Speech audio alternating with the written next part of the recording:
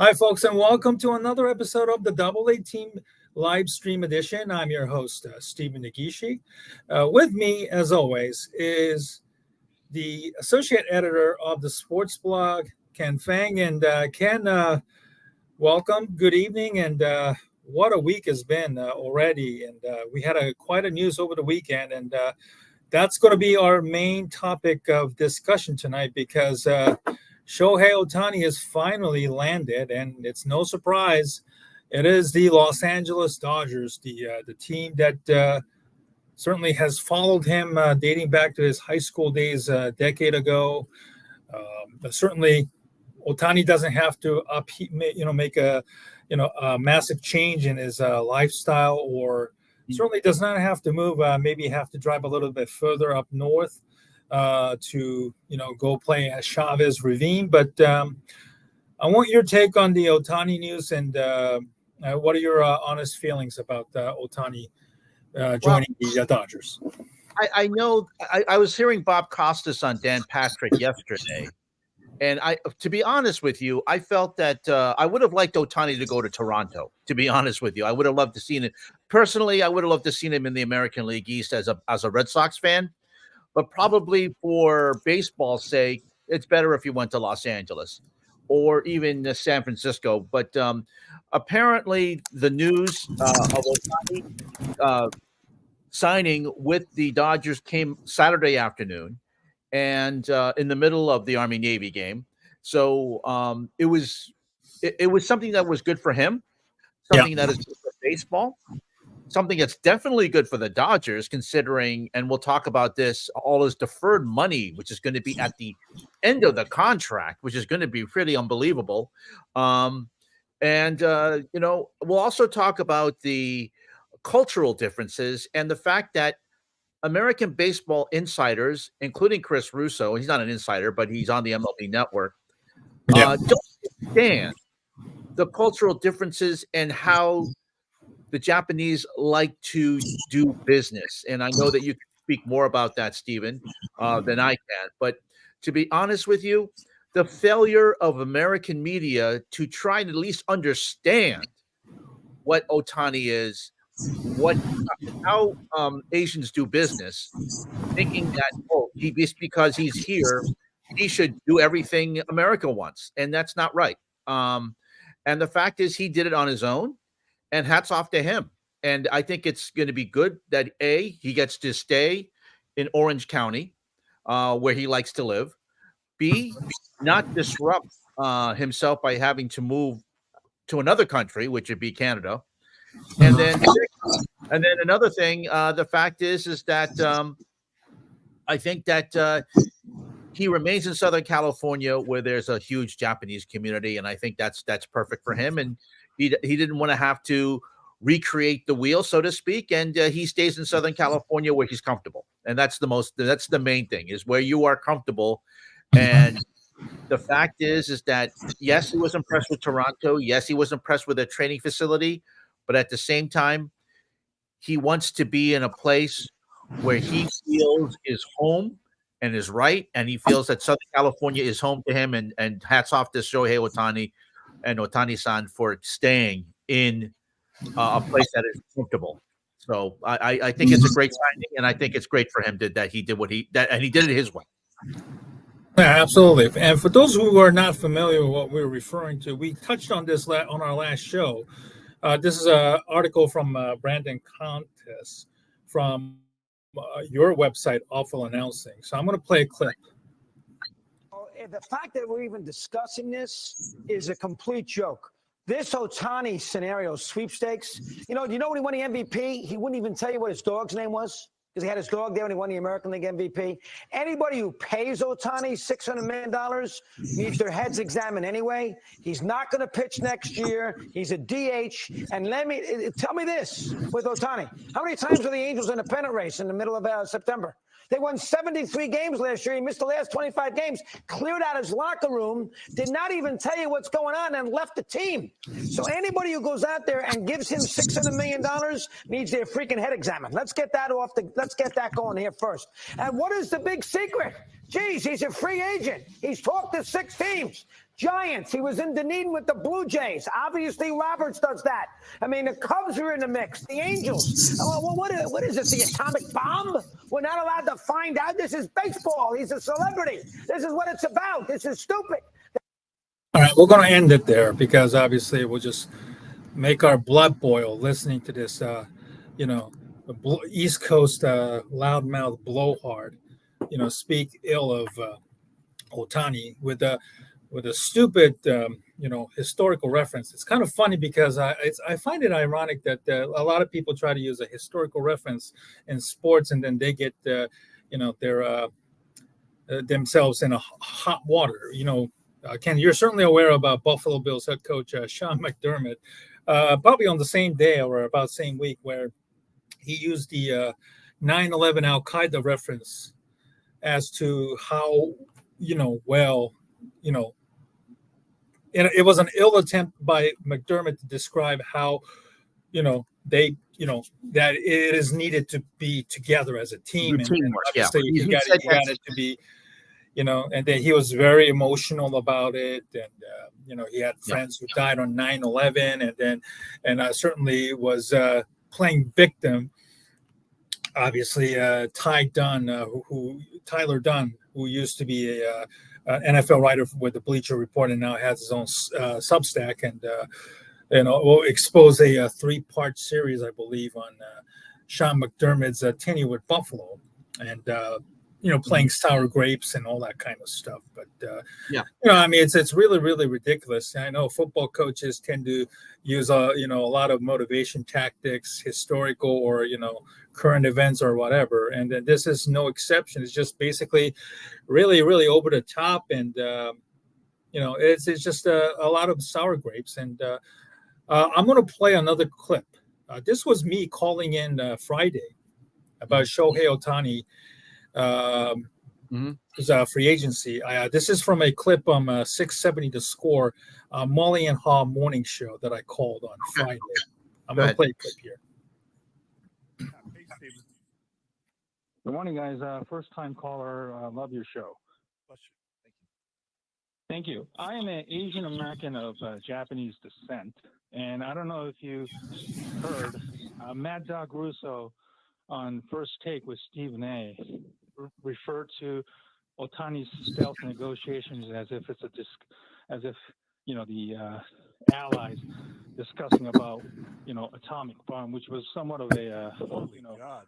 No, I did not hear that. Go look it up. It is a racist statement, and it's ironic. He was on the same show with Stephen A., who said that Ohtani will never be the face of baseball because he doesn't speak English, and he had to apologize a couple of days later begrudgingly. So, from my personal experience, that what our community has dealt in terms of anti-Asian, anti-China rhetoric, politically and economically, I posed this question locally and nationally back in the summer: is American sports fan really comfortable with the idea of an Asian American player like Ohtani, despite his immense skill set, comfortable with the idea of making that kind of money due to the what I just mentioned earlier, and the fact that a lot of us, English is not a first or even second language, and Ohtani does speak to media members using through translators because for fear of being misunderstood or us Asian Americans, our pronunciation isn't that good. So anybody who attacks Ohtani for non-baseball reasons, like Mad Dog Russo, I think you can pretty much tell that there is this sentiment that people like Ohtani, and if the name was Johnson, Jones, Hernandez, or Alvarez, with all due respect, I don't think we might not be having this much of a blowback or this much of a disdain about Ohtani and how he handles negotiations and how he handles himself. Thanks, Stephen. We'll have to look out for that Mad Dog thing. I didn't know that. That's very unfortunate. Yes. I do not want to accept the idea that Mad Dog speaks for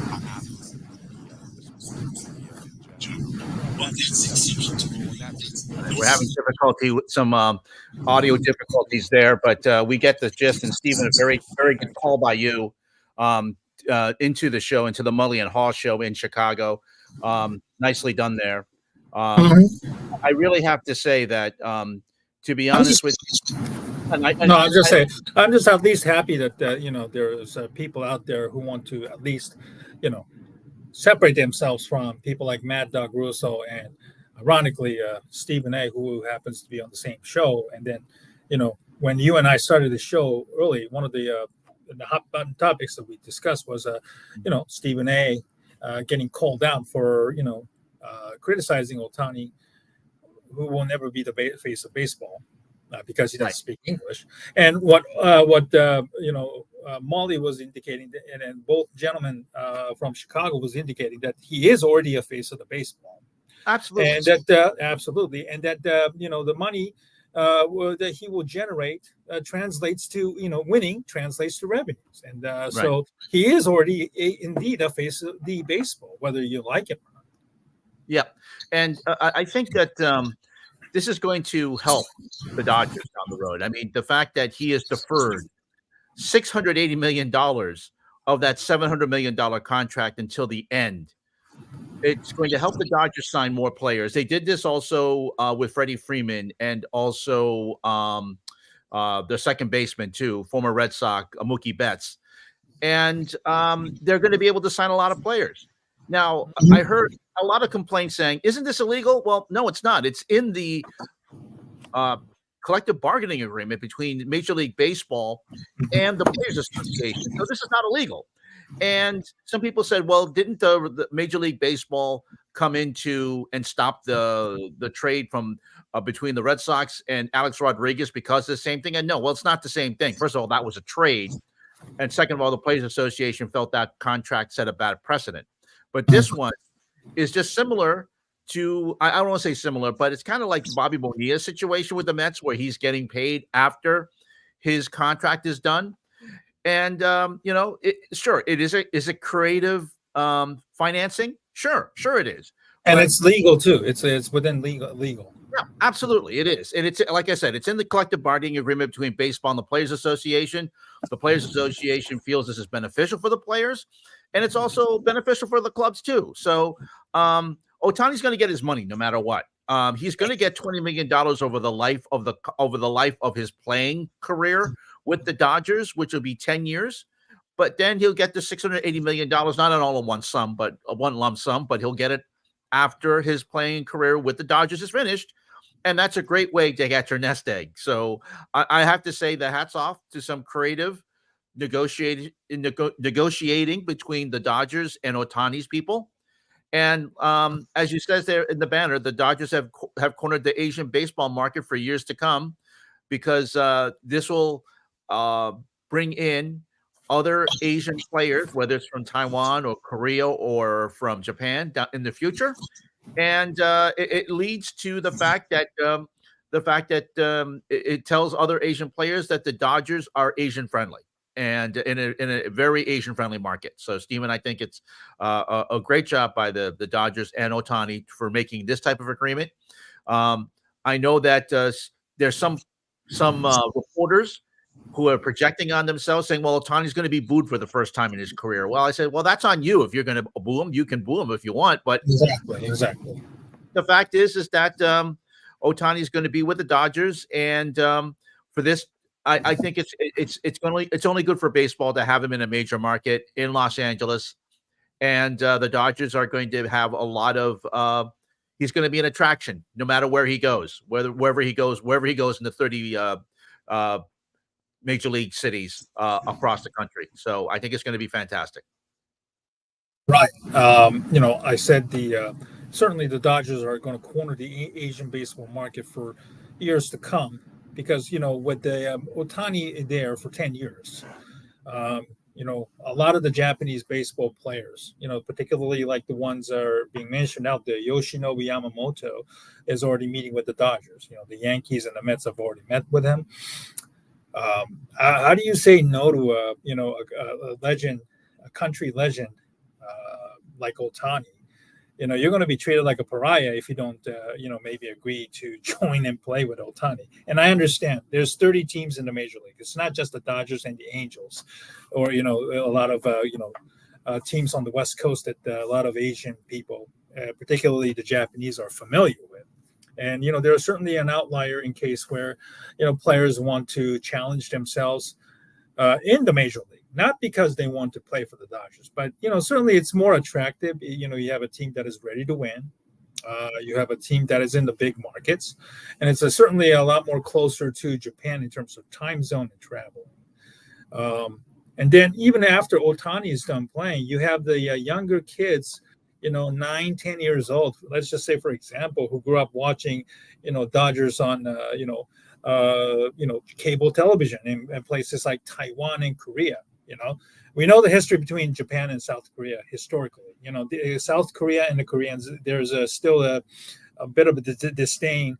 Yeah, there's a lot of bitterness between the two. The two countries, historically and culturally. There's no question. But, if the South Korean players can put that aside and wants to play with a legend like Ohtani, how do you say no to that? Maybe there are some players who still abide by that because they're worried about being called a traitor back home. Sure. But, even, the South Korean market is going to be very, very attractive. And speaking of South Korea, by the way, next March, Dodgers and the Padres, they're actually going to play a regular season game. Ironically, it is actually blacked out in both Los Angeles and San Diego market, by the way. Yeah. So, they're already making inroads. And for the Dodgers, they've been making inroads in Japan, back in the mid-'90s with Hideo Nomo to start with. Right. And then we could also add the names of Kazu Ishii, Hiroki Kuroda, Kenta Maeda, just to name a few. There have been some notable Japanese players who have played for the Dodgers. Of course, and you go with the Korean players like Sunny Woo Kim and others as well. So the Dodgers have had a really great outreach into the Asian market, and this is just going to continue that. Right. And it just makes total sense from everything. Absolutely. And as I said, and as I wrote there, the Shohei Ohtani's negotiations will be a model for other free agents. Yes, you always want to get the money while you can, but if you can defer this and help your team by and Tom Brady did this with the Patriots. He kept his salary a little bit lower than normal. He didn't necessarily want to be the highest paid player. He just wanted to help his team by signing free agents. And granted, there's no salary cap in baseball. There is a luxury tax. That's the way to kind of quote unquote keep salaries down, although teams have gone over it in the past. The Red Sox do it on a regular basis. They don't do it anymore. But the fact is that this helps your team. And if it can help your team bring in and continue to sign and also the minor leagues, that's only a good thing. Yeah, I think the days of I will say this, only a handful of teams from now on can probably even get a seat on the table negotiation with the Asian players, particularly the Japanese players. Like I said earlier, Yoshinobu Yamamoto. There's a report that came out over the weekend that one of the top pitchers in Japan, Roki Sasaki, has asked the club to be posted. Now he's only 22, and he's also had a lot of histories, with injuries. If he's 100% healthy, and the team is taking it very, very slow and methodically with his development because of his age and injuries, there's a strong possibility he might get posted next year if he can stay healthy. So that's also something that the Dodgers have been going to the Pac Rim and keeping a tab on him as well. There's teams, New York, both New York Yankees and the Mets. The Red Sox certainly has strong ties with the Asian markets as well. The Cubs, somewhat limited, but they still have had some, Asian players in the past as well. I will say, Seattle, San Francisco, and San Diego too. Those are the teams certainly, but I'm afraid that teams other than the Dodgers moving forward will likely be used as a pawn to drive up the prices, or at least drive off, players from signing with the other teams, and they will all want to go to the Dodgers. Whether it's fair tactics or not. So, this is going to be very, very interesting. I don't think that Major League is going to address anything about it. There have been talks of salary caps and stuff like that, which probably would never be accepted or fully implemented at all. And I'm very, very curious to see how this is going to be, seen, not just in baseball, but also within the other sports, because that's something that can be emulated. And, there's always going to be a loophole in the guide rule books that the agents and the players can certainly take advantage of. Mm-hmm. And also too, Stephen, I think this is a great showcase in Major League Baseball, as the fact that they want to become a much more global sport, and they have games going in. They have again games in the United Kingdom again. That they were hoping to get a game in France for the Olympics, but unfortunately that didn't come through to help promote baseball in the Olympics. But the fact is that baseball and other sports know that in order for them to grow, they have to become a global sport. Baseball, of course, had the World Baseball Classic earlier this year, and we saw how much that was a great thing for baseball when you had Mike Trout in the United States and Ohtani representing Japan in the gold medal game and the championship game back in March. What a great showcase that was. If baseball can tap into that and something like that, and also get on board with the Olympics. Now, granted, they're not going to stop their season like the National Hockey League did and have players play in the Olympics. That's not going to happen. But if they can somehow get a team and get a team into the United States, like the United States, and have a tournament in the Olympics similar to what they had with the World Baseball Classic, that's only going to help baseball. And they're of course, as you mentioned, they're going to have games, international games in Korea, South Korea. They also have games in the United Kingdom. They're going to have other games as well. Games were announced earlier this week in regards to the Major League Baseball calendar having international games. And the fact is that you can have the Dodgers, and you can also have other teams go out there and promote your sport and use Ohtani in his prime. I think that's going to be a great thing for Major League Baseball to get more countries involved in baseball. Yeah, absolutely. So this is going to be interesting. There's going to be, still, a lot of Asian players out there. Obviously, there was a report tonight that Bob Nightingale reported that the Korean outfielder Jung-Ho Lee was signed to a six-year, $113 million deal with the San Francisco Giants. He was a son of a baseball star. His father, Lee Jong-bom. I know him because he played, in the late '90s with the MPB. Japanese Baseball League, and he was a very good player. He played center fielder, much like his son. He was called a Korean Ichiro. So this is going to be very interesting. He had suffered a serious injury in the season, and there was a little bit of a question. I think he suffered a fractured ankle on July 25th. So it's been well over 6 months. I'm sure that the medicals were scrutinized, but I think it's another good signing, another good Asian player crossing over Pacific to play in the Major League. You already have Ha-Sung Kim, who has done a great job with the San Diego Padres, winning the Gold Glove with the shortstop, and you have another Korean star, now on the same West Coast, NL West. It's going to be a very, very interesting, Asian flavor, games. Giants and the Dodgers have a bad blood, and so is the Dodgers and the Padres as well.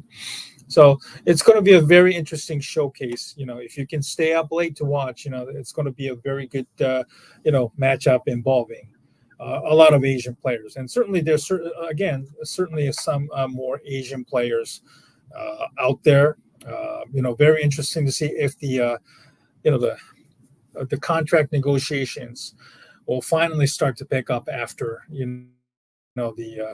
Ohtani was somewhat being seen as the guy holding it up, because they didn't want to move on until Ohtani was done. So one more thing before we will close it out. We already spoke about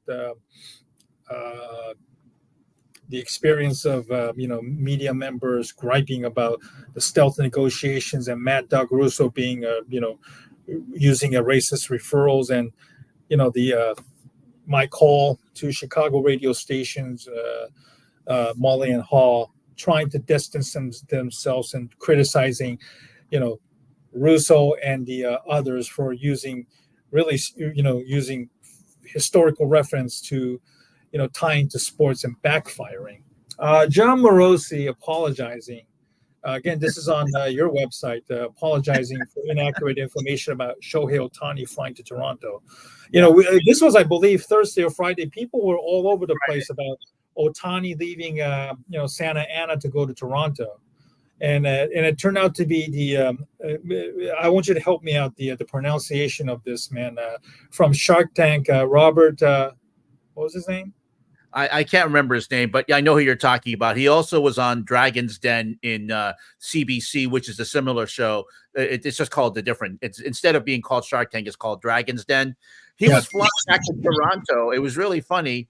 Everyone was saying, okay. It happened to be his plane, right? Yeah, it happened to be his plane. But everyone was saying, oh, here's a private plane going from Los Angeles to Toronto. So there was all this anticipation. It was like when a college football coach takes a private plane and goes off to fly to an airport. For instance, like people were tracking. It was like when people were tracking Urban Meyer, or when people were tracking other coaches, and they're saying, okay, so it's going to happen. We're going to see. Yeah, this was I can't remember. Hergovich, yeah. So that was very funny. He went on his as you can see his Instagram page, and he was he had a good sense of humor about it and said signed, but it was really funny. But the fact is, it was his plane and it was him. CBC was at the Toronto airport. They had a photographer there, and they're waiting for him. And then Hergovich comes out, and it was his family, and it was his private plane. So, and why wouldn't it be? Because it's his plane anyway. So it was pretty funny. John Morosi was the one that first reported this. It got everybody, and it was funny. There was video of a Toronto radio station tracking the plane. Yes. Radar. So they had them there, and they're all watching it, and they're saying, let's have a banner ready to welcome Shohei Ohtani to Toronto, and it ended up being Hergovich instead. But again, let's talk about the insiders about this. Last week, and I put that banner up last week, reporters' complaints about Ohtani's free agent secrets becoming a Streisand effect. And again, the insiders were their behavior was just ridiculous about this, Stephen. Again, we talked about it. I mentioned it at the beginning of the show. The fact is, and one of my friends who on his Facebook page, his name is Joe Casal. He was a former agent.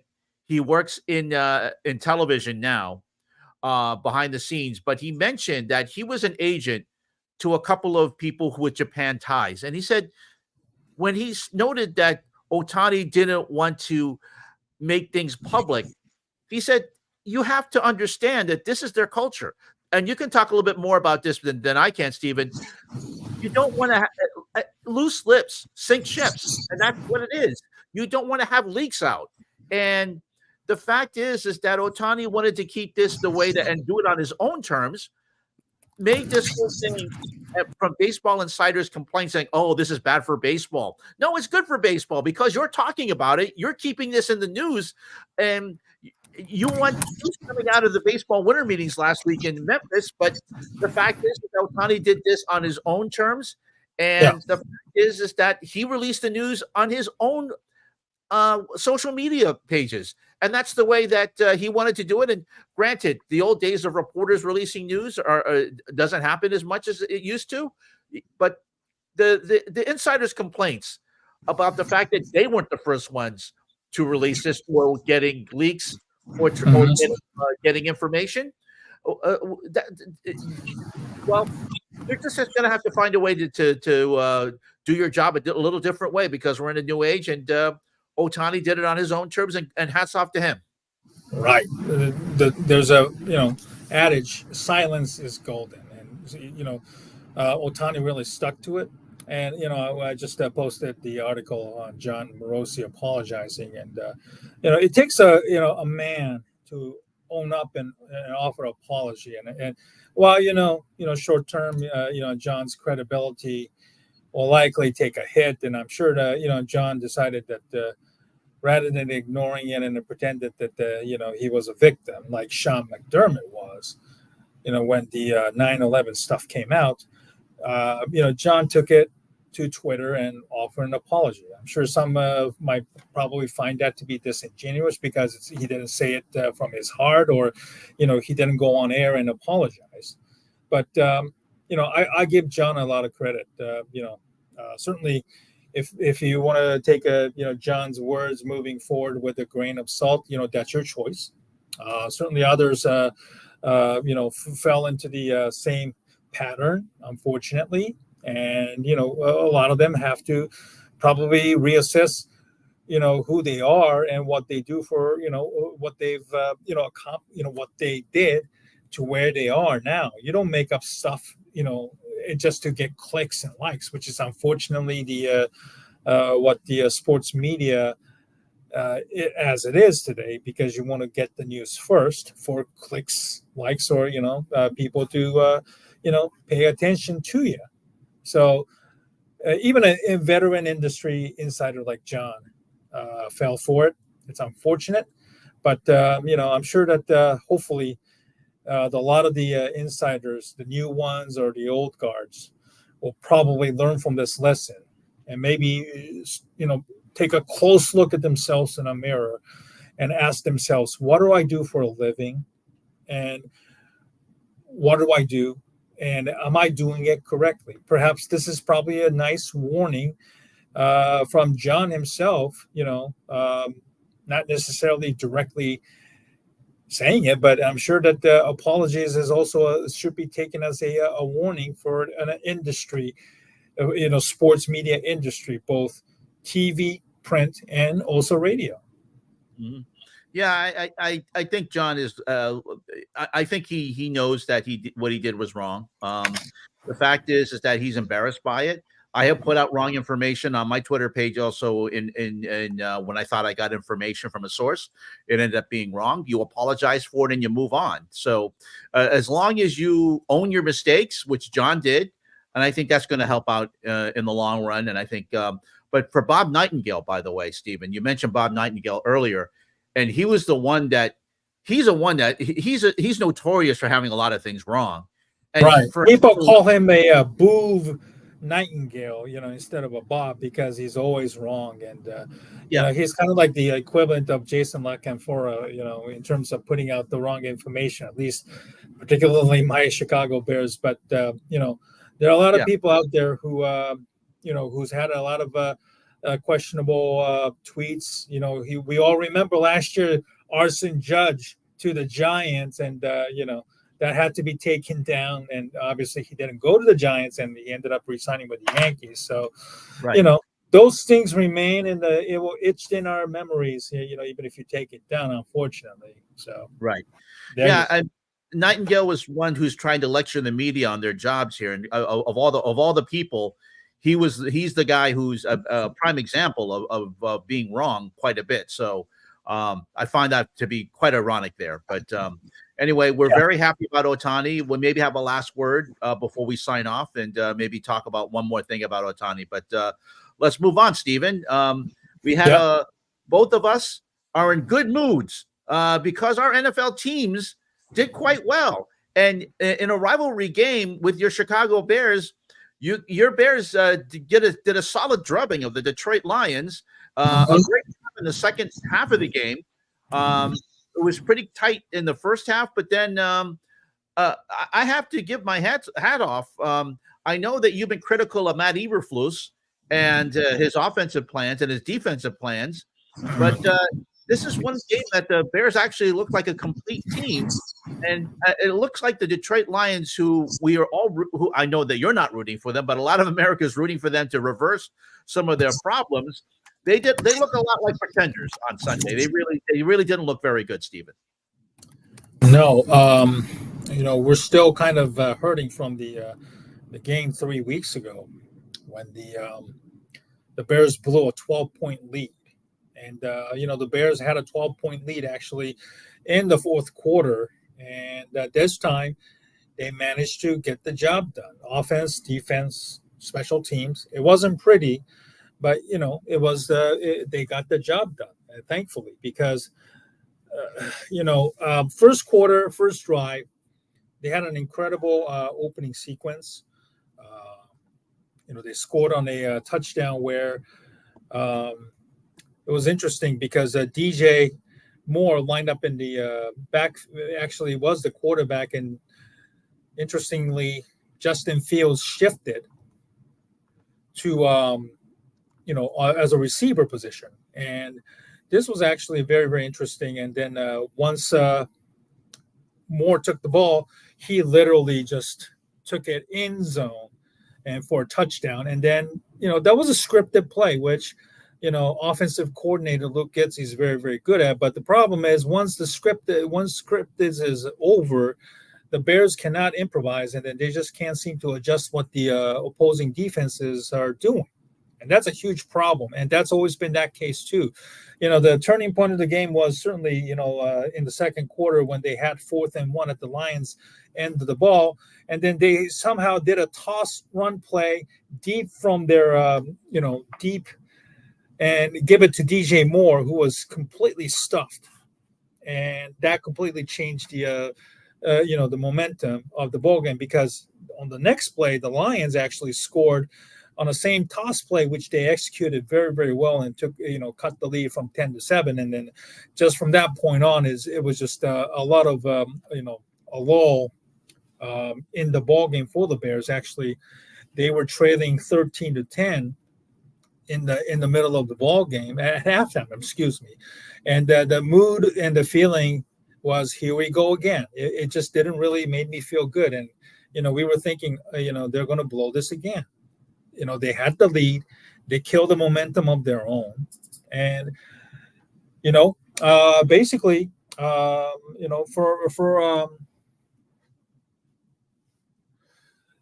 excuse me, I apologize there.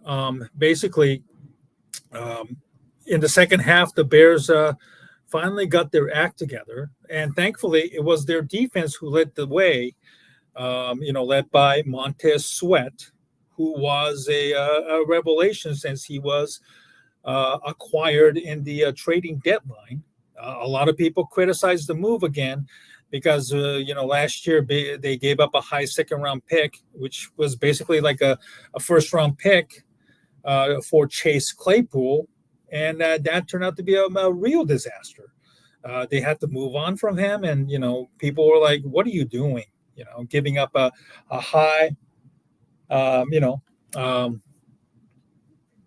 second-round pick once again for a player on a 3-8 team. So, and Montez Sweat has been an incredible addition.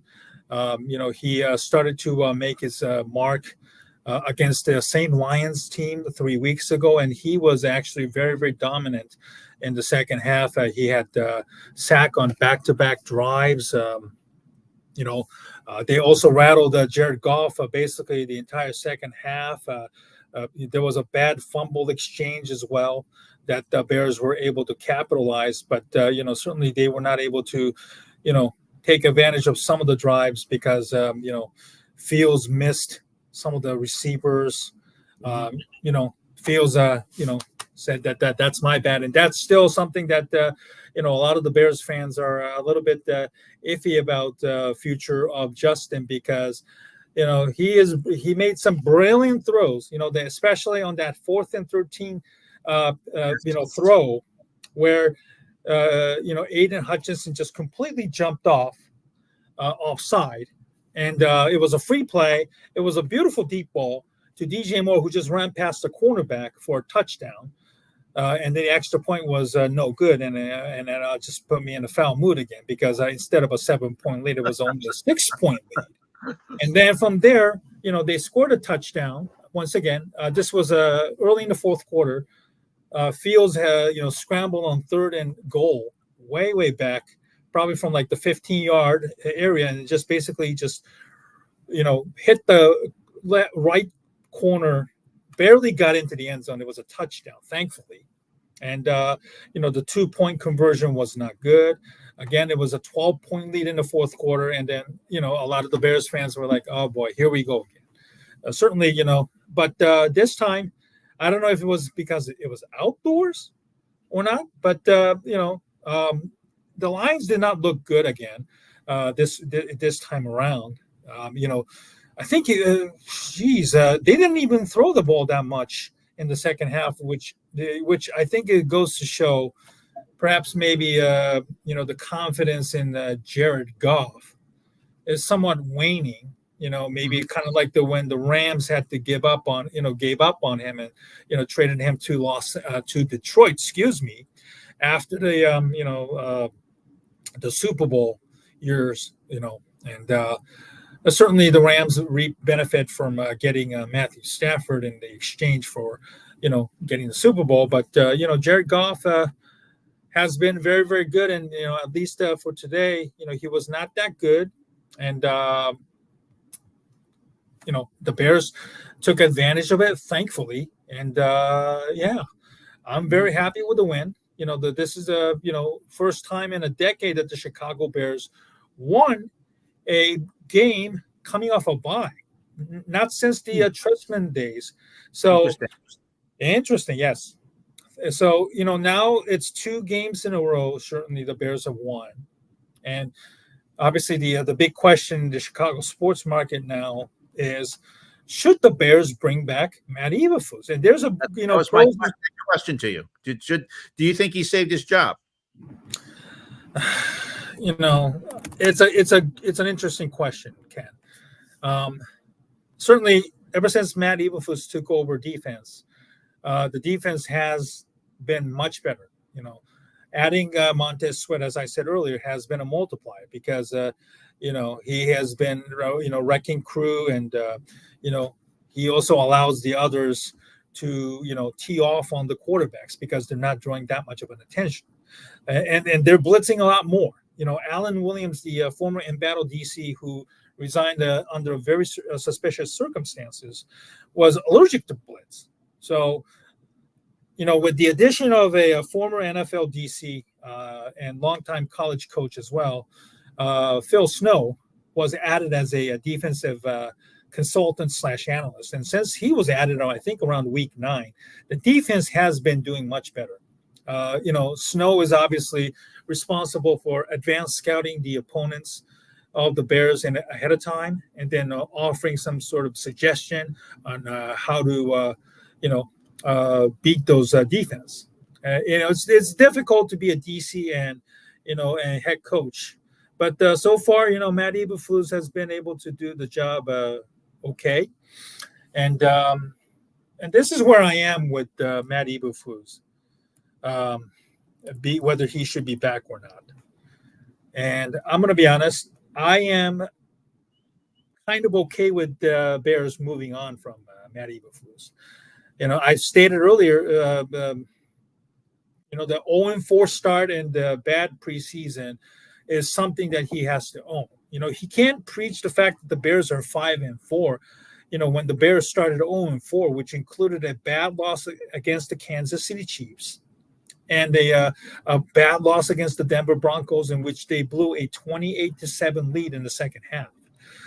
and that really sticks out. And then I will also add about the Detroit Lions loss 3 weeks ago when they had the lead 26-14 with 4 minutes left in the second half. Excuse me, fourth quarter, and they somehow gave up 17 points because of a coaching malpractice.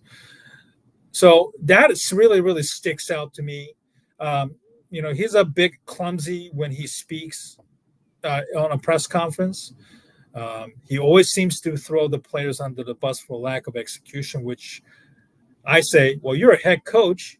Isn't that your job? You and your coaching staff, isn't that your job to make sure that the players understand and do a better job of executing? And those are some of the things that really bother me about it. I know Dan Bernstein on the 670 The Score, said that whatever the Bears' finish is or whatever the winning streak that they are on, that shouldn't preclude the Bears from, getting the best coach. And I totally agree. If the Bears can play this hard and this well with Matt Eberflus this late in the season, I can only imagine what a better coach can do with this talent that they're assembling and that are finally coming together, and they're very healthy for the first time in a long time this year as well, and that plays a huge part, in any team's development. Mm-hmm. So, for me, I'm out on Eberflus, and I'm okay. Now, the only way if Eberflus is going to be back is that if they win out the rest of the game, including, this upcoming Sunday against your Cleveland Browns, and then maybe I would ask, if I'm Ryan Poles or Kevin Warren, the team president, maybe about making changes on the OC, because, I'm not a fan of Luke Getsy, just like everybody else on the Chicago Bears fans and fans Twitter as well, who are highly critical of Luke Getsy's,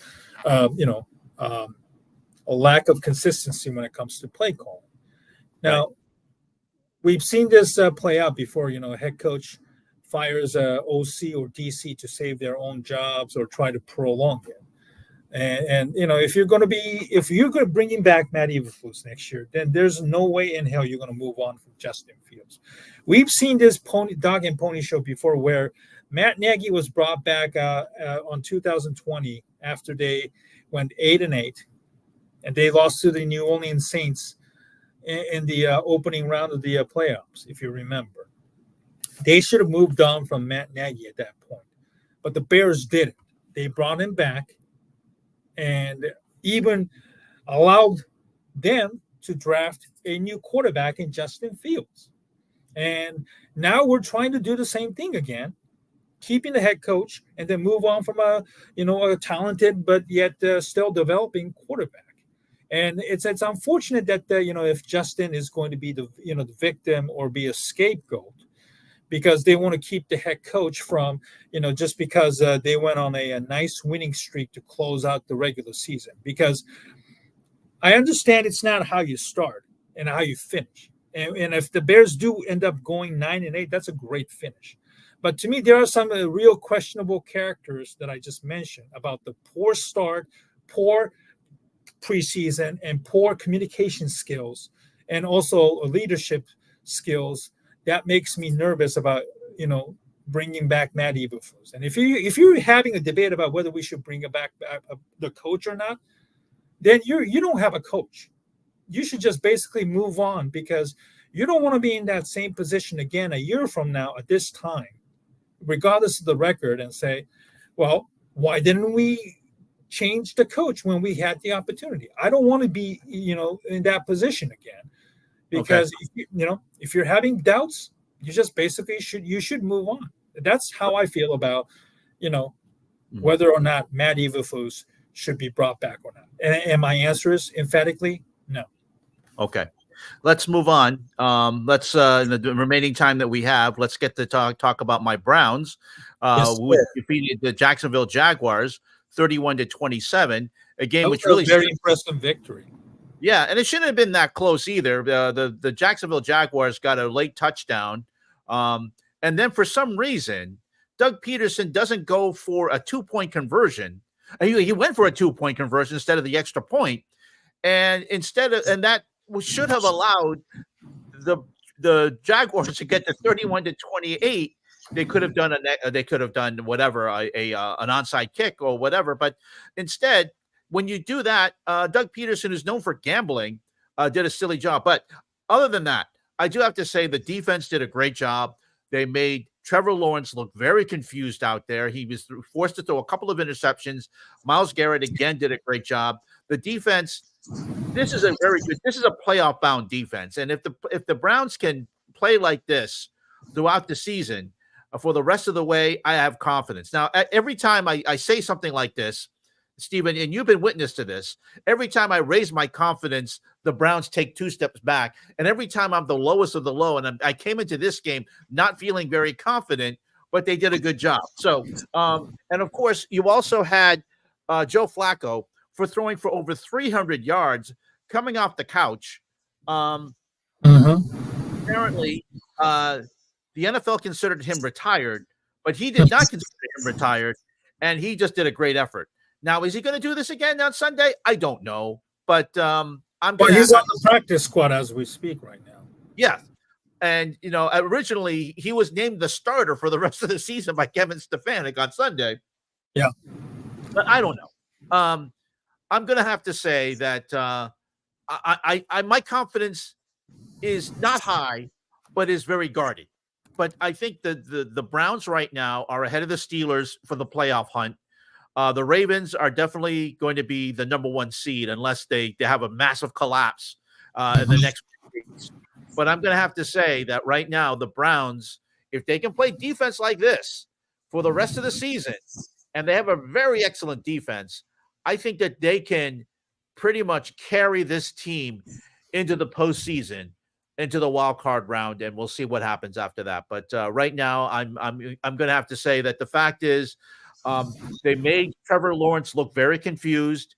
They forced him into a couple of interceptions, a couple of times in the red zone. Yeah, I was very impressed by that. Kevin Stefanski is still a coach that I don't think understands AFC North football, but Joe Flacco got the job done for him on Sunday, and that's all I can ask for, especially after having 4 quarterbacks play in this season. The fact is that the Browns are 7-5.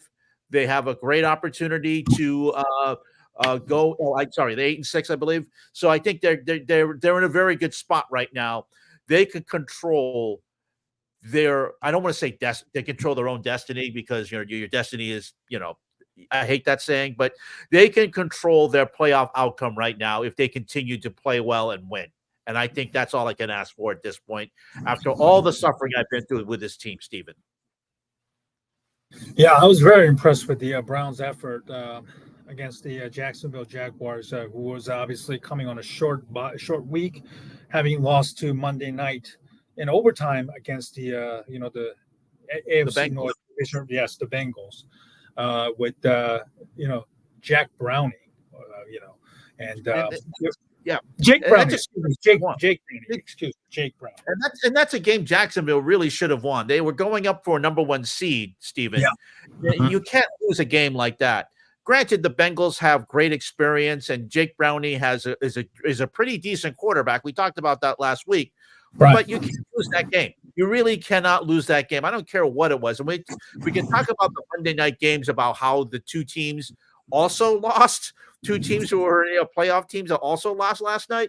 But I will say this: Jacksonville, they didn't come in. They came in with a little bit issue with confidence. And there's another play by Joe Flacco, who just continues to make great plays. Great pass to Njoku. I was just very impressed. But still, I'm still a little bit nervous about Kevin Stefanski's. Stefanski, right? I'm sorry, Stefanski. I keep saying Stefanski, but Stefanski's coaching, especially for the offensive plans. But I think the defense is very good. It's very solid. I'm very happy with that. But we'll have to wait and see how this team does against your Bears. It's a day of reckoning for both of our teams, Stephen. I don't know what it is about our franchises playing every year. It's the way the schedule works out, but we'll see how it all plays out. One of us is going to be happy. One of us is going to be very angry next week. Yeah, absolutely. Very impressive with the Jacksonville's effort as well. With Trevor Lawrence suffering a high ankle sprain, which is an injury that usually sideline people over a month because of the severity. And then he actually almost pulled an upset against the your Browns, and so it'll be very interesting to see the Browns this week against the Bears. Certainly a very a tough challenge going up against that defense led by Myles Garrett. The Bears defense certainly has to do a good job of harassing and Joe Flacco, whoever the quarterback is this weekend. Certainly the Bears have a little bit of an edge in that area because the Browns lost both tackles for the season. Rookie DeWad Jones from Ohio State, who is a massive guy and who has been playing very, very well at right tackle. He's done for the year. And then the left tackle, Jedrick Willis, apparently has a knee surgery and is out for the season as well. So you're down two, very good tackles right there. And hopefully the Bears will have the opportunity to tee off and, with Montez Sweat and Yannick Ngakoue, who hasn't really done much, even with the addition of Montez Sweat, can figure out to generate a pass rush from both edge sides to harass and throw Joe Flacco's timing, which is going to be huge because, David Njoku, the tight end, had a very big game, and, the Bears linebackers will certainly have to key him in the coverage. Njoku's having a hell of a season so far. And, Amari Cooper, a great route runner as well, something that Jalen Johnson, the cornerback, who is looking to get paid in the offseason, certainly could use to, defend against Cooper. And it will be a good matchup. There's a good individual matchups, I should say, between the Bears and the Browns.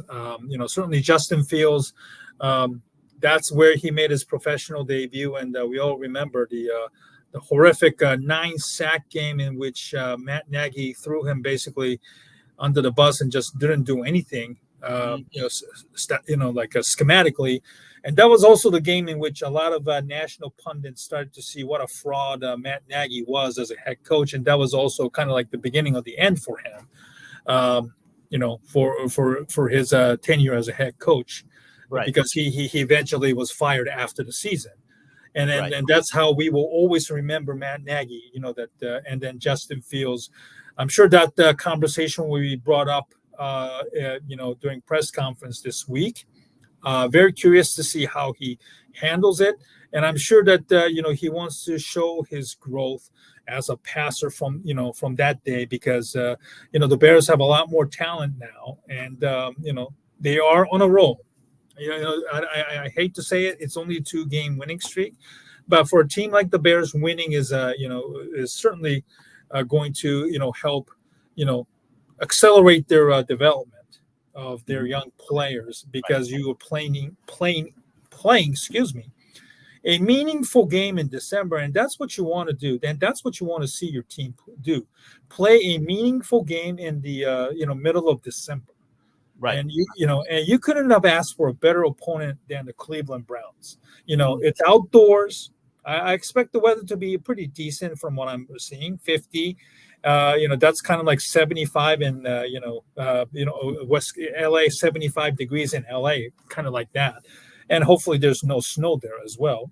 And it'll be very, very interesting to see, can Justin Fields slay the demon of what happened in Cleveland 2 years ago, and help Bears get to another win against a quality opponent. So there's an interesting storyline there between your Cleveland Browns and my Chicago Bears. All right, let's take a look at the other games. Certainly, let's quickly go through this. I got to say, Buffalo and Kansas City was a very good game. And the end of the game was very controversial because as the Kansas City Chiefs were trying to come back against the Buffalo Bills, a great opportunity for them to do so. A pass from Patrick Mahomes to Travis Kelce, and then a toss back to Kadarius Toney. seemingly was successful, but then Tony, who has done this to the New York Giants before, had just lined up offside, and then that led to, and that was called back, and then the Chiefs never really had a chance again. I'm going to have to say, Stephen, that Patrick Mahomes, who was angry, was trying to protect his player. He should have been, he yelled at the refs, but he really should have been yelling at Tony for not checking with the refs to say, hey, look, am I lined up offside? Because that's a well-known play that if you're lined up offside, and see if we can fast forward to the end there, Stephen.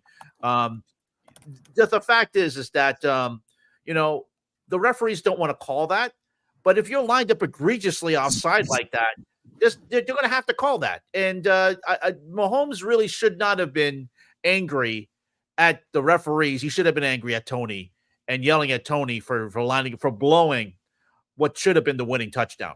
Exactly. So, yeah, Andy Reid was also upset, which is nothing more than a sour grapes at this point. This is a play. This is a play. Yeah. Great play here. There's Mahomes throwing to Kelsey. Kelsey's free, and then all of a sudden, I don't know if it was a design play or not, but it looked like it was. And then that should have been, but you can see the flag right there in the lower right-hand corner, and you just knew it was coming back. And there you can see Tony just lined up way offside. He's not even close. He's not even close to being back. And the fact is, Stephen, he doesn't have to be lined up offside because he's trailing the play. There's no reason for him to get like a CFL type head start to run into his own pattern because he didn't have to. He's trailing the play. Check with the referees and say, hey, am I okay? And the referees go, no, back up, and then you're fine. But,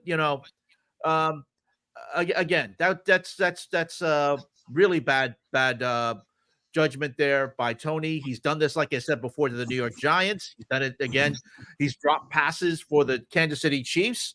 I don't see. I want to say this right now. He's not coming back next year. He has costed the Chiefs and the Giants. He has a bad reputation, Stephen. I don't think anyone wants to have Kadarius Toney as a second or third receiver on their team because he just doesn't have horse sense out there. He really doesn't.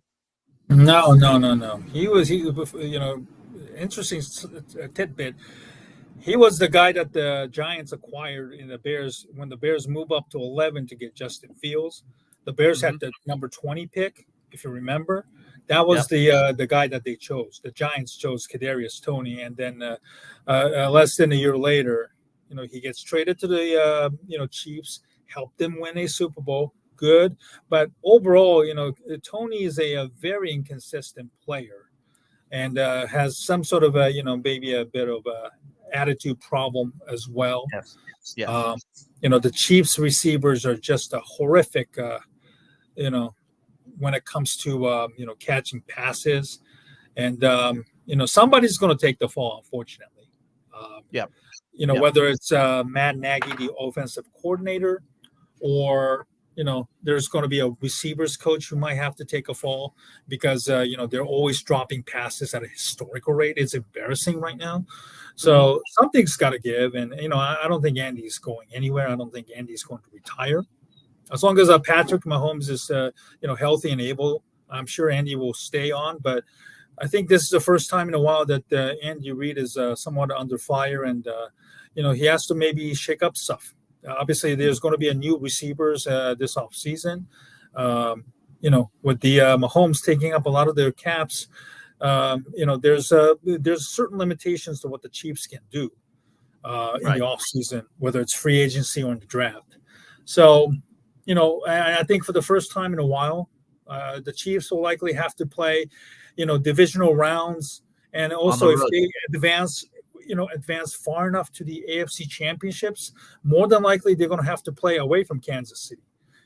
They have plenty of playoff experience, but are they able to, play on the road in a hostile environment? This is going to be a very, very interesting challenge for Buffalo.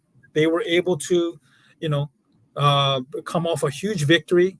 They haven't beaten the Chiefs. Obviously, they have lost 2 years in a row in the playoffs.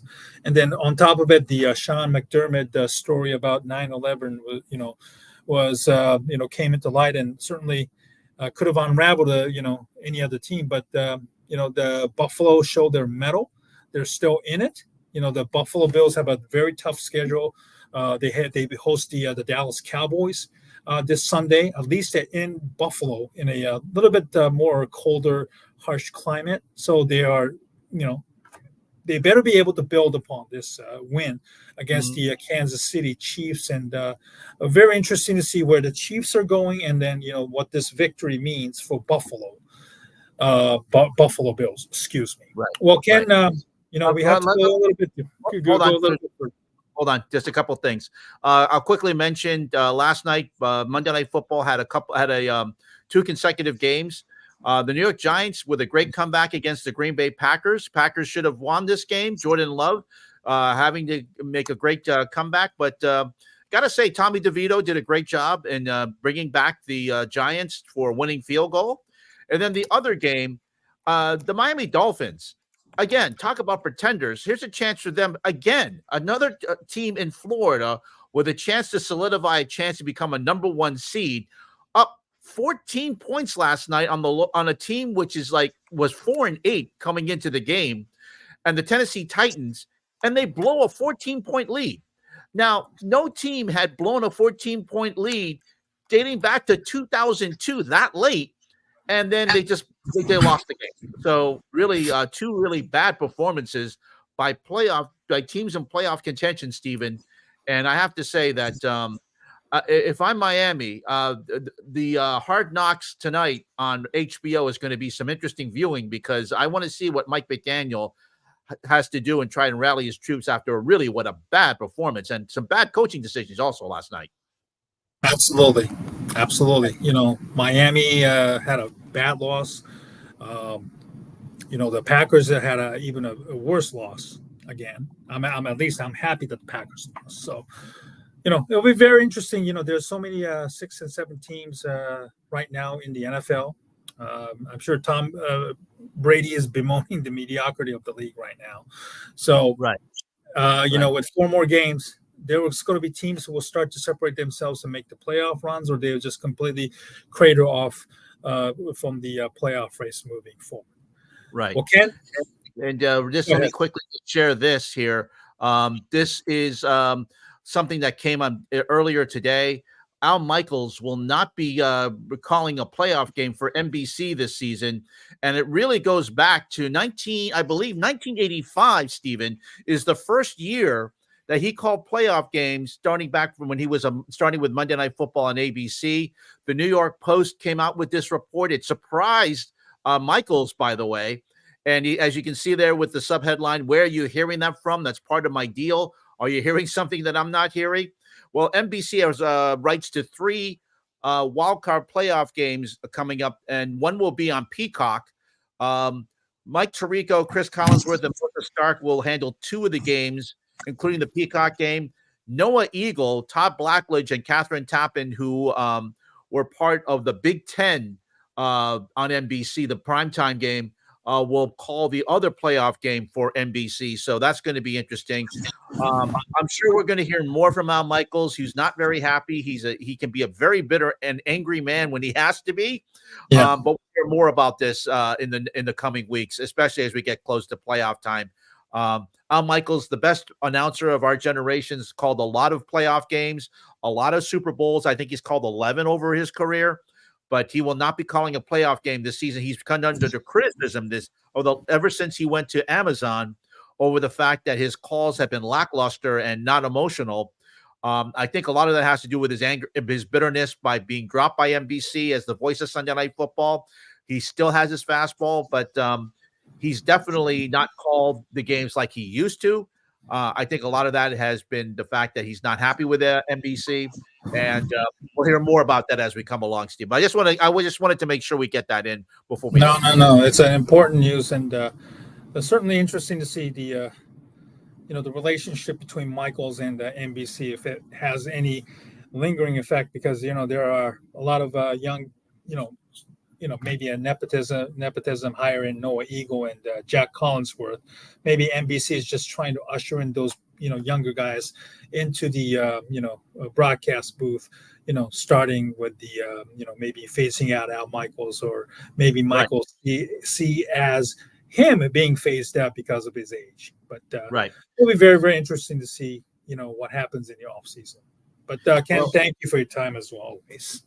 Thank you, Stephen. And don't forget the AA team. We're always live on Tuesdays, either on X, and we're also on the YouTube channel, streaming there on the AA team channel. Follow us on X. Stephen is at Asian Sports Fan, the #1, Asian Sports Fan 1, and I'm at Bangs Bites on the X and Twitter. And I also do the daily schedules, viewing picks for Alpha Announcing, so you can find me there. And Stephen also, as you can see, online contributor to Bears Goggle On, and he's a perpetual Bears fan. He suffered many years with them, just like I suffered with the Cleveland Browns. And we're going to go head to head. We'll see who is happy next week and who is angry. We'll see what happens next week.